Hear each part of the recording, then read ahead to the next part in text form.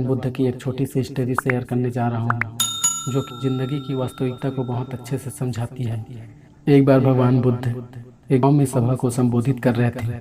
उसी समय एक स्त्री अपने बच्चे को लेकर रोती हुई आती है और भगवान बुद्ध से कहती है, भगवान, मैं आपके पास बड़ी आशा लेकर आई हूँ। आप सबकी कष्टों को दूर कर देते हैं। आपके लिए सब कुछ संभव है। आप परम ज्ञानी और दयालु हैं। कृपया करके मेरे बच्चों को जीवित कर दीजिए। मैं आपका यह उपकार जिंदगी भर नहीं भूलूंगी।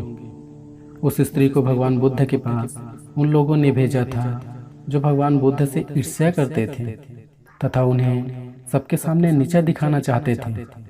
उस स्त्री की पुत्र की मृत्यु हो गई थी, परंतु वह नहीं जानती थी कि उनका इस्तेमाल करके कुछ अज्ञानी लोग भगवान बुद्ध को सबके नज़रों में गिराना चाहते थे। उसे उन लोगों ने सिर्फ इतना बताया था कि भगवान बुद्ध सचमुच में उसके पुत्र को जीवित कर सकते हैं। वह स्त्री भगवान बुद्ध से कहती है, कहिए ना प्रभु, आप मेरे पुत्र को जीवित कर देंगे ना? वहाँ उपस्थित सभी लोग भगवान बुद्ध के उत्तर का इंतजार कर रहे होते हैं। भगवान बुद्ध कहते हैं, मैं वचन देता हूँ, मैं आपके पुत्र को जीवित कर दूंगा।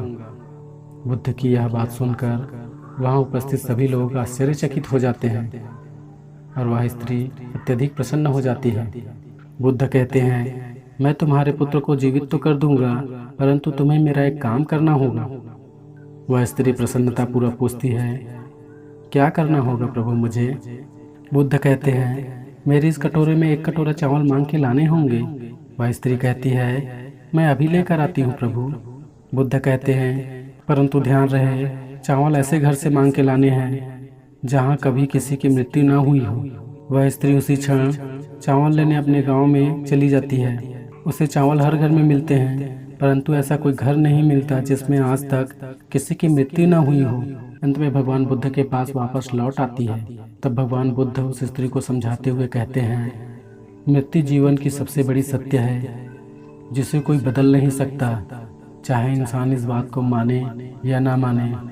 जिस समय मनुष्य जन्म लेता है उसी समय अपनी मृत्यु को भी लिखा लेता है। यह बात तो सभी जानते हैं, परंतु कोई मानने के लिए तैयार नहीं होते हैं। जो मनुष्य इस बात को स्वीकार कर ले तो उसे सारे दुखों से मुक्ति मिल जाएगी।